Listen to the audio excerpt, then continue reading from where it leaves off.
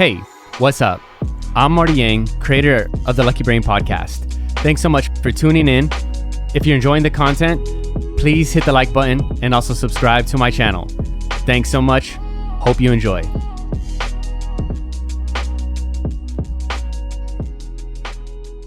Jonathan Eiger, it's been a long time, my friend. We're talking a little bit before the podcast. It's been like 6 years or something like that. 6 or 7 years, yeah. 6 or 7 years. It's crazy how I know, it goes by quick. Yeah, I don't like realize how long it's been. And it's crazy like I haven't drove around here in Alhambra or even Pasadena in 7-8 years. And then like driving around, seeing like really familiar things. It's just it's crazy. Is that a weird feeling being back here? Yeah. When's the last time you visited here? Is it 6-7 years ago? Yeah.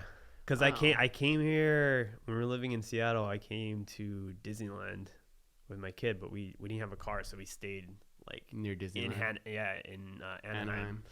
So that was the last time that I came to California. So but the last time I came to Alhambra, yeah, it was definitely like 7 years ago. So it's weird, like driving down like the streets that I drove, because I lived here all my life, right? So I was like 21, 22. Yeah. And so driving down like the streets, seeing like all the familiar houses and seeing like new construction, it's just like, it's a really weird feeling. Yeah. I can imagine. I mean, I've been in Alhambra pretty much, Your all whole my life. Yeah. And I love it, dude. I mean, obviously, you know how it is down here. It's pretty cool. In terms of like the weather, we're talking about the weather in comparison, like into Seattle. Yeah.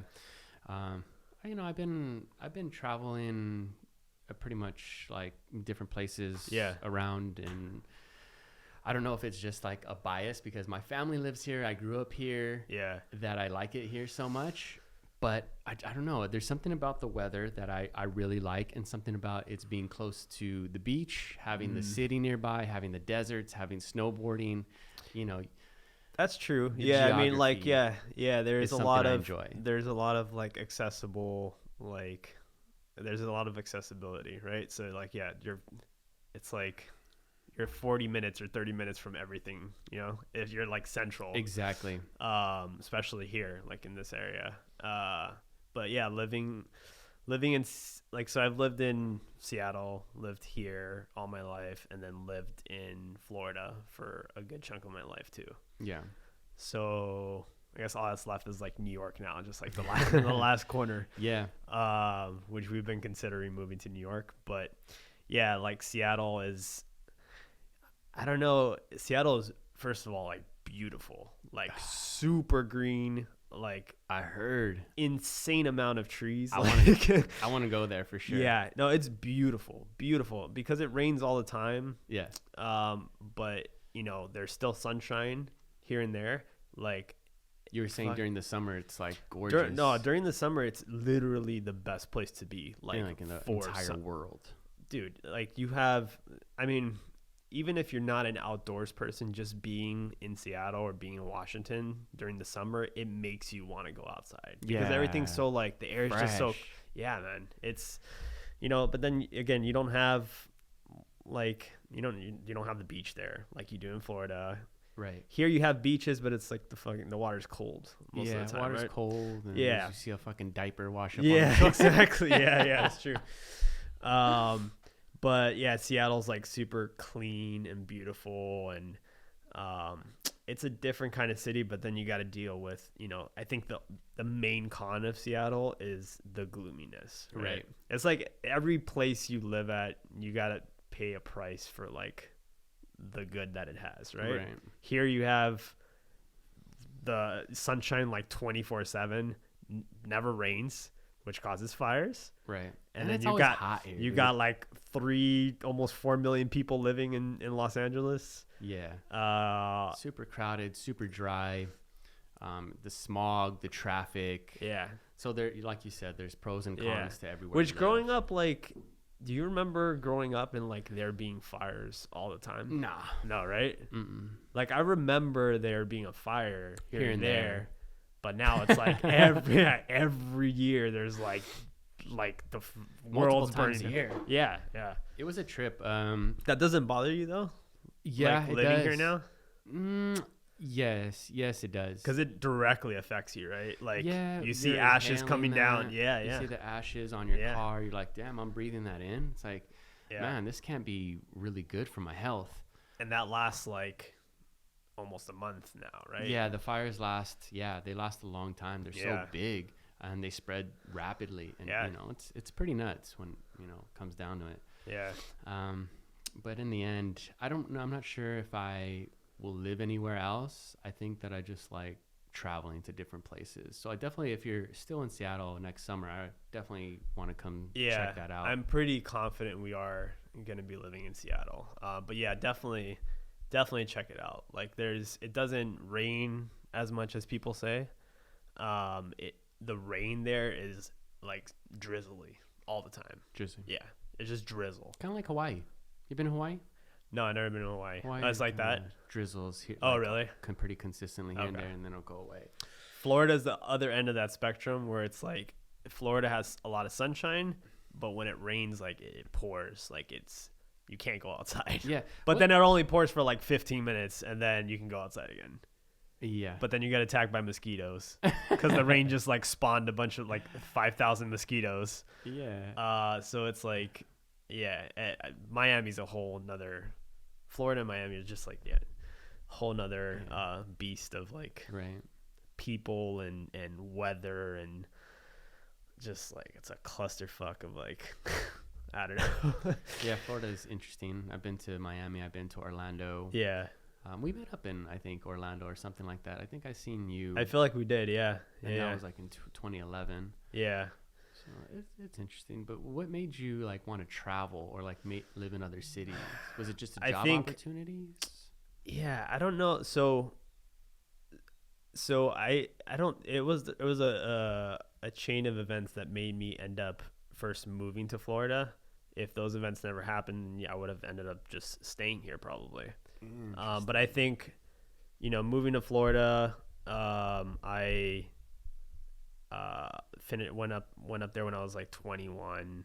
So I've been living on my own since I was 18, 17, like last year of high school, almost pretty much living on my own. And like throughout my like associate's degree, like living on my own, and then up until I was like 21, about to get like bachelor's, like moved to Florida, continued it there, lived there for 5 years, and met like my wife now at that point. And I started getting the feeling like I definitely don't want to stay in Florida. It was never the plan to stay there. It's just like it was just to finish school, and because I wanted to like leave here because of what was happening during at that point in my life. And at that point we were like, let's go to California. Let's move there and see what it's like. We lived there for 6 months and just like weren't digging it. Cali? Yeah, we lived here for 6 months. That. Huh? Yeah, I didn't know that. Yeah, this was in 2013. That's right. Yeah, You yeah. were in We LA. came. Yeah. Yeah. We moved to LA, and then I had my I had my son at that time, so we moved back to Florida for the support. And then after like even less than a year, we ditched Florida again and decided to move to Seattle. And so that's a big move for us because like A, we didn't know anybody in Seattle. B, it's like we're pretty far from family. We have no family there. And C, we have no idea what it's like. I went to go visit for a few days and told my wife, I was like, it looks dope. Let's do it. Yeah. And so, it was pretty scary, like, being like the sole provider there. But somehow we made it, through the 5 years we lived there. Mm-hmm. And that is what spawned the feeling to want to travel, not to be scared, you know what I mean? Or even move somewhere else. Yeah. You know what I mean? Like it's a lot. I think a lot of people have the fear of moving to another state or moving where they're, where they were born from, because of the fear of not being like successful, right? I think everybody should try to venture out. Yeah. Because how many people like have left the United States? Yeah. From school. No, sorry, not United States. Not United States. I'm just like from just Alhambra, or just California. Just like ventured out. Yeah. Pretty much a lot of people still live in LA. Yeah. It's a majority of people, and even in Florida, like, my wife's friends, like none of them have really ever ventured out of Florida. So it's like I don't know what it is. I don't know what the fear is in people. I think it's mainly just not being successful or moving away from where their family lives. Yeah. But after being away for 5 years and like starting from scratch, even raising a kid, like it definitely made me fearless and like now I'm like, all right, where do you want to go? Like, should we, like, now we're deciding where to buy a house. Yes. Like we're looking at New Jersey or New York, looking at Austin, looking at Seattle, even Colorado. Like at this point, I'm like, I don't really care where we move. I know we'll be able to find a job. We'll be able to raise Levi fine. That's my son's name. And we've even considered just moving out of the country, like going to Barcelona. That's interesting. Yeah. So Spain has like a good pricing to like a good like quality of life. Good for sure. That's a different beast. Like moving to another country, across the water. That's next level. When you compare that to like moving to another state that you can literally drive to or fly within like a few hours, like. Right. It's a different level. That's so that's why I feel like people shouldn't be scared of just venturing out on their own, right. Especially if you have like a job that you can, work remotely, easily transfer to. Mm-hmm. I mean, most jobs like you can get in another state in the United States. You know what I mean? Like it's not. Right. It's not like you're stuck at this one job here and like there's nothing in that realm in another state. Like, you know what I mean? Like all these states are connected. They're all close to each other. Like they're all, if you can get a job here, you can get a job there without an issue. Yeah. And I think that process just scares people. You know what I mean? Like once you nail down a job, especially if you're by yourself, you don't have a family to think about. Like once you nail down a job somewhere, what's the next thing, right? Like looking for an apartment. Right. Which is not. And once you get an apartment, difficult. Once you get an apartment, then you're like pretty much set. You're set. You got an apartment. You got your job. Yeah. But then people start to think about like, oh, what happens if I get fired? Now I'm in another state and I have no resource. Well, I mean, save up a little bit of money. Right.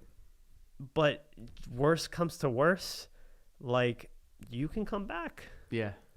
You know what I mean? Unless you have parents that don't care about you or like any family, then I totally get it. But that's kind of the main thing but most people have some kind of family that will take them in if they fall on their ass. You know what I mean? Right. But you got to take that.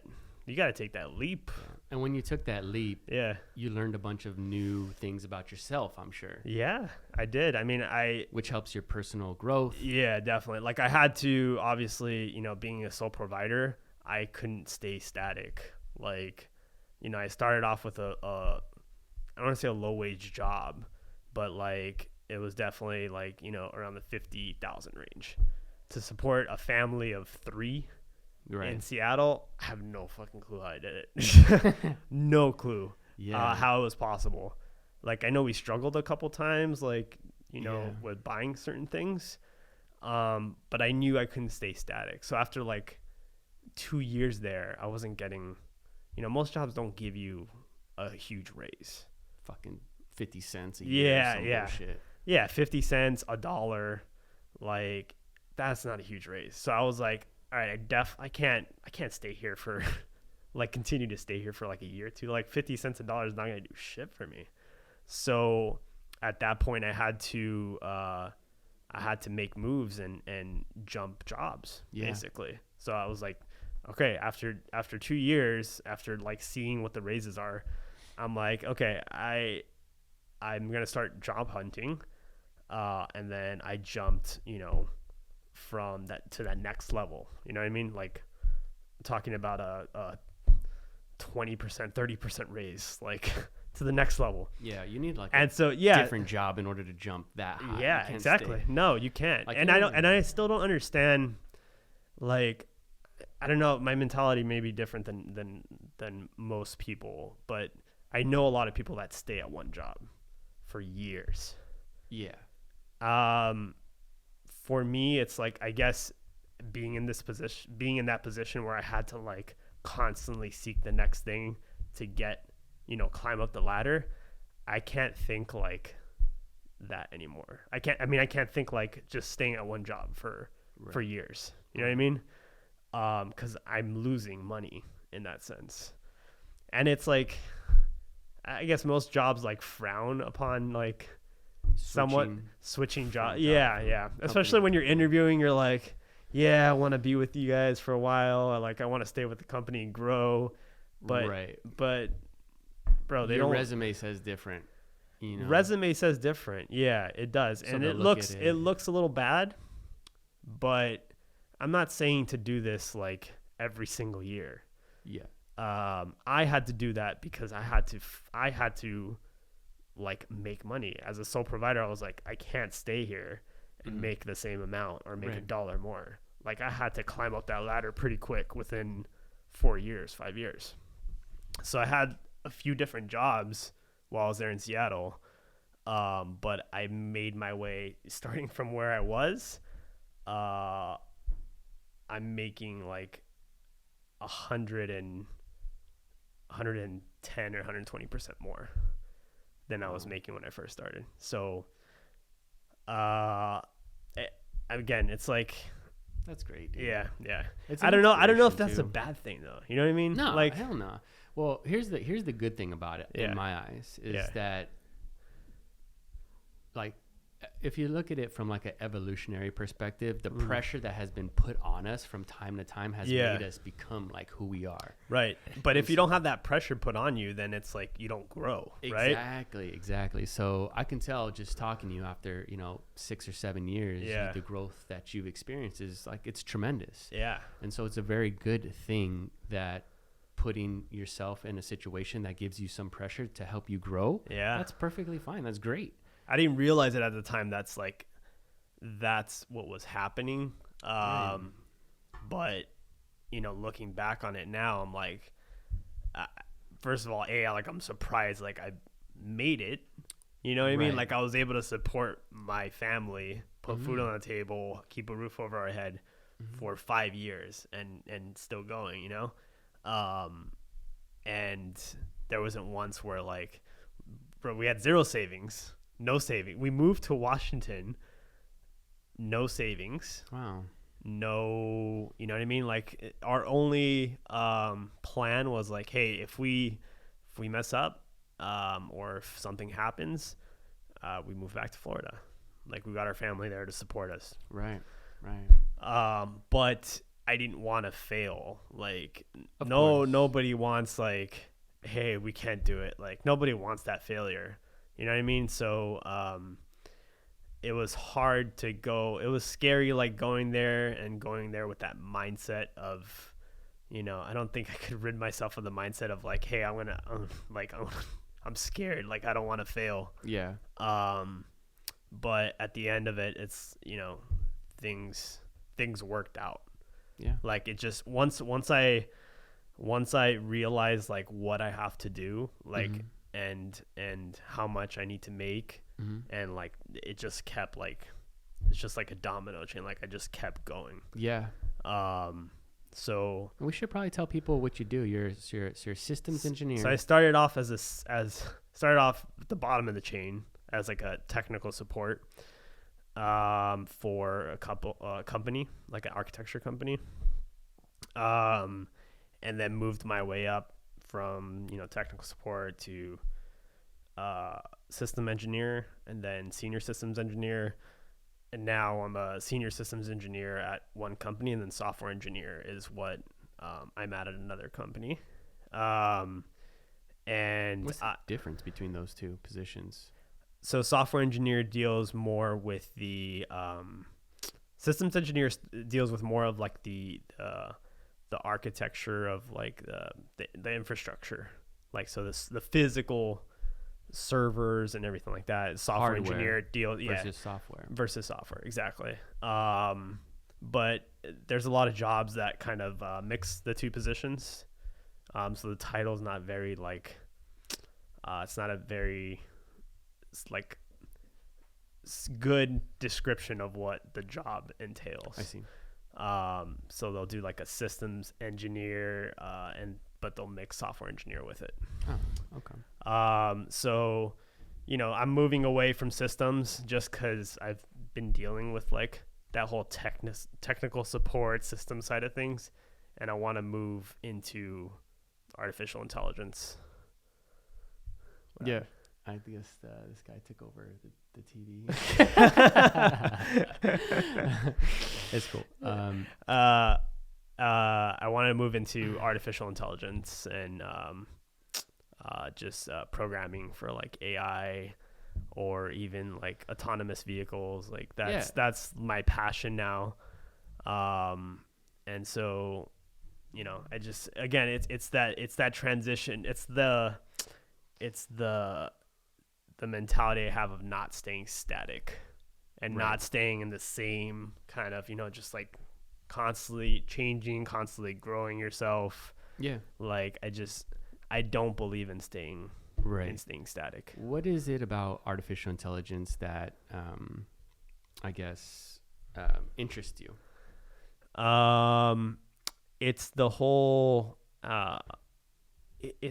figuring out problems, figuring out solutions to like complex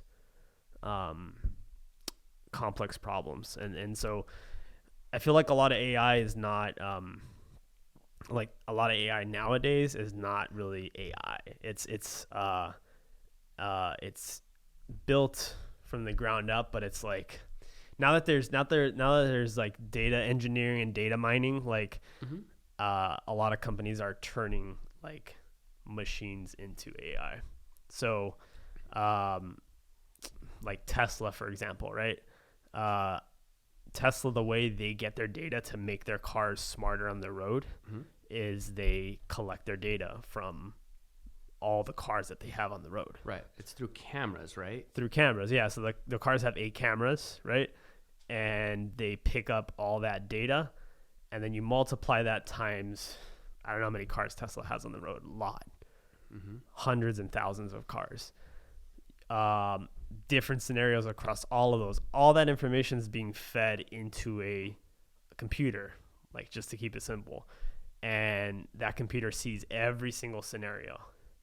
And then there's code that makes it so it understands every scenario and how to steer the car if it's this scenario or if it's this scenario or if it's the other 80,000 scenarios. Yeah. So that is what interests me is figuring out how, not only how to get, so there's different positions in AI. There's a position that just a person that just mines the data, that learns how to grab the data from whatever source. Then there's a person that programs it so the data can be fed into that program and like split, you know what I mean, individually. So what interests me is the position of AI that grabs that data and turns it into something that a computer can like read and sparse out and yeah. So it's there's a lot of things that interest me about just AI in general, but I mean I think it's the figuring out how to create the AI. Yeah. Just in general, in a nutshell, that's like I want to have more guests that are like work in the AI space, because I get have some experience with car companies sending data over to, say, outsourced countries. And then they like grab all that data, and they're kind of just like doing like manual input to basically like data cleaning or scraping data in order to like organize it, Right. in order to feed it for the programmer to do something with it. Yeah. So that's interesting to me. But there's also a side of artificial intelligence that people talk about, like robots, like programming robots that will essentially become what's the word? Like, sentient. Sentient, like almost like a living, thinking being. Yeah. That is, I believe that's something along the lines of like artificial general intelligence or something along those lines. Yeah. But definitely want to AGI. Yeah. It's definitely something that's like, I think because we see all the movies and stuff like that, it like scares us. Yeah. I don't know if it's possible to, I don't want to say it's not possible. Anything's possible, but like in terms of like data mining and then feeding it into a like a humanoid robot that can walk and grab stuff and move. Yeah. Like it is possible that you can feed 100,000 scenarios or, you know, into a robot that can walk, and then that thing can, like, if you go to push it, it knows like you're approaching it from this angle and it's going to dodge you or like and push you back, or you know what I mean? Like it is possible. Like you can make a robot that can do those things. If you can make a car, you know, avoid a collision because it knows that, hey, this guy is like moving in a funky way, like on his lane. If you can make a car like move to the left because of that, or change lanes to avoid that, yes, you can make a robot understand like what a human is going to do when he's like 2 feet away from it. You know what I mean? Yeah. I think I'm less I don't think people are trying to create those things. You know what I mean? I think they're trying to create robots that will take over common like jobs that humans do, which again has its own issues, right? It's like Walmart's a big example of like, you know, trying to create robots that will or get robots that will take over some of the jobs that normal customer service people do, or like stock, you know what I mean? So it like I think the part that sucks, that's the concerning part, right? Is like it's taking away from people's jobs, but at the same time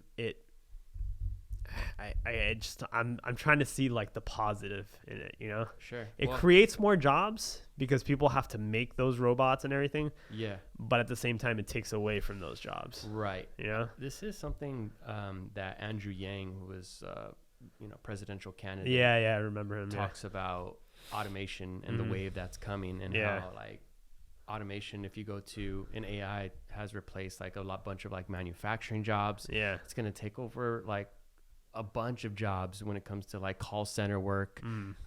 It's going to take multiple years to get to the point where it's like, again, everything's like subtle. So you'll start to see things disappear over time. But yeah, it you know, like what he was saying is true. And over time, like jobs will be taken away by automation. Yeah. Huge one would be like Uber. Yeah. You know what I mean? Like Uber and Lyft. How many people rely on that to pay their bills, right? Once you have self-driving vehicles. Yeah. Like, what do you think is the would you trust a self-driving vehicle or some random Lyft driver and Uber driver who like most people don't want to talk to their Uber driver or Lyft driver or make conversation. Right now, I would trust the person, even if it's like a shady person, just because I'm used to that. Yeah, right. And it's a person. Like you haven't been in like a self-driving vehicle, have you? I haven't. No. Okay. So, have you? Yeah. Well, I have a Tesla. Okay. And I've had it for a few months already. And like I've done the autopilot thing. How was that experience? So it's still like up until, 3 months later, it still feels weird. Like it still feels scary when you're doing when it's taking a huge, turn for you, or it's going down, like going off an off ramp or even an on ramp when it's passing up cars. Yeah, it's like it's still scary. Yeah, but there's times where like I feel I'll throw on autopilot and I'll like eat some food that I just ordered through a drive-through. You have to have one hand on the wheel, right? You do not have to have one hand on the wheel, Okay. but it will prompt you to apply force to the wheel every like 15-20 seconds. And if you don't, like if you miss it a couple times, then it'll disable autopilot for the remainder of the drive. Gotcha. That is so cool, man. Yeah, it's Wow. it's crazy. It's really trippy. But like Tesla there's a bunch of companies that are rolling out self-driving vehicles, and like a fleet of robot taxis is like what the term is. So like Tesla, for example, if you lease like a Model 3, a Model Y, you can't purchase that after. Like at the end of a lease, Yeah. they let you purchase it. For those specific cars, they're not letting you purchase it because what they're doing is they're taking those vehicles and they're contributing it to their fleet of robot taxis. Oh, I see. So at some point, Tesla is going to unleash robot taxi service. Makes sense. So a Model 3 or Model Y will come to your house. Tesla will come to your house and pick you up and then take you to the destination. How far in terms of a time frame do you think that? I mean, they're building up their fleet now. They just released the car that I got is a Model Y. They just released that in March. So it's a brand new car. So I think after, maybe once they've like perfected the full self-driving, which like I think they're releasing later this year, like out to the public. They're testing it now. There's a lot of issues that people have encountered, the people that have been testing it, like scary issues, like going about a roundabout and then making like a right turn, and there's like an obstacle there that the camera doesn't see, and the car almost like they had to take control over the car, otherwise they would have hit that obstacle. But what Tesla's doing is like, since they're testing it, every time someone runs across that scenario, it's being fed again, going back to like it's feeding the machine with that data. And so every 3 or 4 days they'll update autopilot to be even smarter. Yeah. And then another 3-4 days later they'll update it again. Yeah. And so they're testing it, but they're perfecting it at the same time. Yeah. So I think it's going to take maybe like a few years before, like I would say 3-4, like probably 2025 is when you'll start seeing. There's already robot taxis in some cities, like the more like the more advanced, like San Francisco. They already have a couple of robot taxis there that are like in kind of like a beta or trialing period. But I think there's some people in the public that can take it. I don't know what you need, but if that's already there, right? 2 years from now, I'm sure they'll have some service that's trialing in different, states. Yeah. And then based on like that, any improvements that have to be made probably take another year. So by 2024, 2025, like it's going to be a thing. Like you're going to have a robot taxi service coming to your city which is crazy. I don't know, there's a lot of cars that have like built-in self-driving now, or like even like lane detection. So like I think people are starting to get the sense of like their car being able to steer, and so I think it's like I don't think it's going to be a difficult transition for people to like jump in a car that drives itself. Yeah. Yeah, that makes sense. Especially like just the way technology is advancing, like how fast they might even like maybe they could like roll it out from like if somebody's like going from Los Angeles to Vegas, and they jump in it like when they get on the 15, and it just only has to make a couple decisions as opposed to like navigating through a city. Yeah, that's the tricky part, is navigating through city, because there's a lot of variables. Yeah. You have to collect a lot of data to understand how people drive in a specific city, right? Like there's just so many variables, so many scenarios. And like then there's things you don't account for, like accidents can still happen because there's that guy who may not give a shit and just like make a left right there and then and just completely cut you off. But I think just over time through that data mining process and making the machine smarter, it's like the car will be able to understand better than a human being can. You know what I mean? Yeah. Like the car will be able to drive better than anybody because it knows all the scenarios. We know when we're driving, we can like look at people and see, kind of determine what they're going to do. But we don't remember the other like 50 times we've run across a scenario like that. Right. You know, a machine can access that within like a tenth of a second, every single scenario that it's come across. Yeah. And so it can almost know like 100% what that person's going to do. Yeah. You know, and if it does do it, how to avoid it. So it's scary. It's not scary. It's exciting. But it's going to be a weird time to look back. Like, I mean, just knowing that a machine can learn is almost, it's exciting. It's very exciting, but you can see why people have that hesitation to like move forward with it because, I mean, there's companies like, I think, Boston Dynamics, I think, is a company that makes robots. Boston Dynamics makes robots, And I've seen a few of their videos about testing and things along those lines. Yeah. And you could almost see, I don't know, 50 years from now, how developed that would be. And you could almost picture like a Terminator type scenario to where like robots are going to fucking war. Yeah, I mean, there is robots that like that they use for warfare. You know what I mean? Because drones. I mean, they're disposable in a way where it's like it's not a human life. You know. So I definitely could see military using robots like the ones in like Boston Dynamics, which like those robots aren't like AI or smart. Like those robots are programmed with different scenarios to act. You know what I mean? Could it be possible to program them with AI though? Yeah. I mean, just like I was saying earlier, like the things for Walmart or like the people like the robots that would take over human jobs. Like, you can program a humanoid robot with AI. Right. But kind of like Sophia, I think, is a robot. Sophia is one of those. Yeah. And so but Sophia's like I don't know if Sophia's a full. Yeah, she's not just a bus. She's a whole humanoid robot.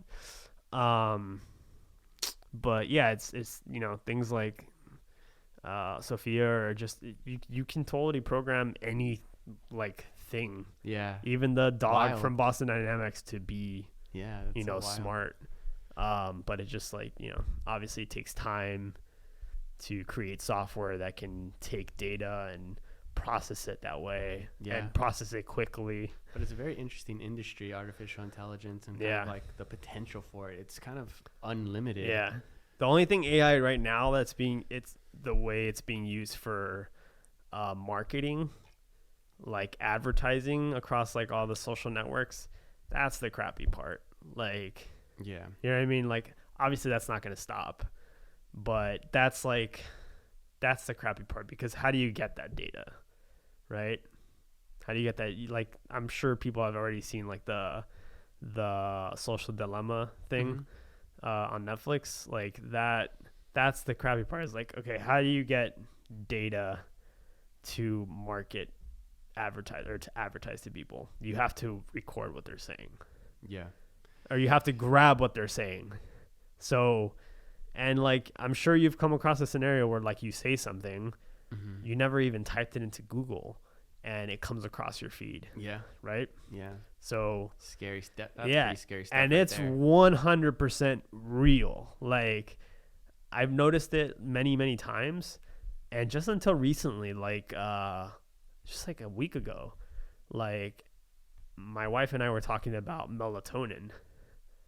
And this was within the like span of 10 minutes. Yeah. We were talking about melatonin. We have a Google Home at our house, in our kitchen. We have an Alexa in my son's bathroom. And we have a Google Home, the smaller version, in our bathroom. We have 3 smart devices. They're all plugged in. They're listening, right? We have our phones. Within the span of 10 minutes, I mentioned melatonin. It came across her feed on Instagram. Yeah. Wild. That is not a coincidence. That's an invasion of privacy. Yeah. Yeah. Bro, that's straight up. Yeah. But again, you can't prove it. You know what I mean? Yeah. There's no way to prove it. Yeah. So that's why, these companies haven't been like taken down for those kind of things, because there's no way, like, their argument would be like, hey, you've Googled melatonin in the past, which I have maybe freaking, like, I don't know, a long time ago. I maybe Googled like where to find melatonin or what's the nearest store that has it. They can use that and like be like, hey, you searched it before, like, Yeah.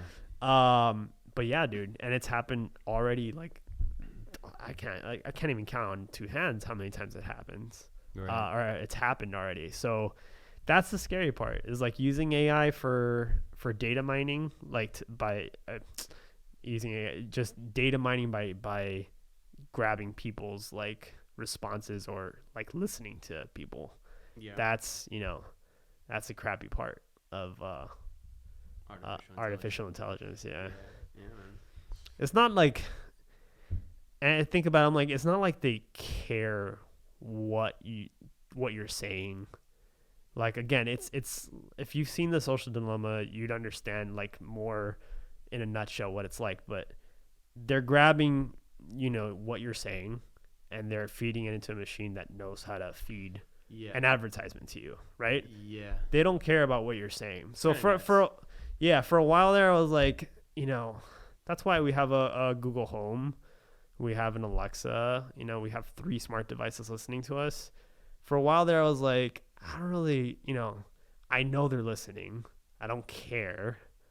Like, they're just using it to advertise to me. But after a while, I think it was that melatonin thing that got me. I was like, okay, that happened within 10 minutes. Something about it just made me feel uncomfortable. Yeah. It's like, I know there's not a specific person listening to me. Yeah. It's not a human being. It's AI that's listening and then just shooting out an advertisement to me. Yeah. But something about that made me feel uncomfortable. You know what I mean? Definitely. It's like, no, there's no privacy anymore. And it's yeah, scary. I think it's the privacy thing. I think it's just like, as we were talking about like the transition from like a person driving a car to a person not driving a car, and that comfortability that is happening. Right. That's happening with our privacy as well. Yeah. Like, you get less and less concerned with your privacy until you're just like, we're all in each other's shit. Like all the time. And it's not so much right now individual to individual, but it's company individual to, like, if you're talking about The Social Dilemma, in order to I learned how to market to you, like, real specific, which is shitty in most ways, but I guess could be beneficial in the thing is, it's like, you have to, there's a lot of pros to like having like smart assistants, but then the main con is your privacy you're giving up, right? Yeah. There's a pro to having like Siri, having Google Home, Alexa, like, you can instantly cue your music, you can set a timer, whatever it is, like you just instantly do it. Yeah. So, but the con is like your privacy, right? Like nobody really understands that until like it, you start seeing it. And most people don't really notice it. I mean, they just like go on. There's people that just advertise their whole life on Facebook and Instagram. Right. You know what I mean? Like they just don't, and you're already at that point where it's like, it's kind of too late to go back. Like, it's not. So where are we? What does the picture look like in terms of privacy in 10 years? It's nuts. It's nuts. It's a little scary. Yeah. Yeah. I don't know. You don't feel like, well, what I'm kind of kind of scared of is when doing these podcasts, I'm going to have like massive amount of hours of like content online and of your personal life, like knowing who you are. Yeah. Exactly. And the robots are probably, the AI is probably going to know me better than me. Yeah. In a lot of ways, which is kind of freaks me out. It's going to know what I want. It's going to know what I'm thinking. Yeah.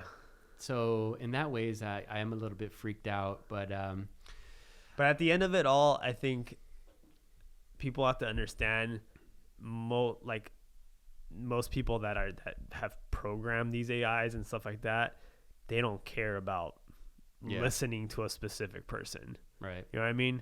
There has been, obviously, like with Edward Snowden, like there was like people that were just listening to like other conversations, but that's one out of millions of people. Yeah. Most people are not going to care about what Marty Yang is doing, like, you know what I mean? Or like listening on you, or listening on some random person, probably listening on like a celebrity. Right. You know what I mean? Like celebrity would be a different thing. Like if I was a celebrity, I'd be turning off the microphone on my phone, like, you know what I mean? On every app, like. Oh yeah. Yeah. But if you're a random person, like someone that's not at a celebrity status or has tons of money, like, no one's listening to you. No. Everything that's being collected, like all this, your whatever you're talking about that day, that's all being fed into an AI to just give you advertisements to sell. Yeah.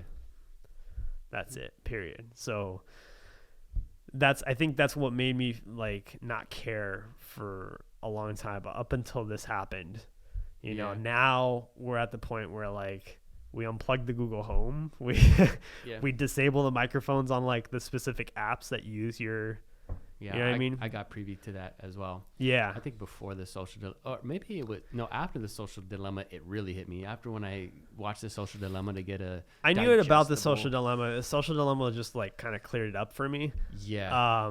But because I was thinking, I'm like, all right, it's this app is asking like access to your photos. I'm like, damn. I mean, I need to post shit, right? And I don't know if this is just with like an iOS update or something, but it asks you like specifically. It does, yeah. Do you want, like, which photos do you want to have this app access? Yeah. I love that, bro.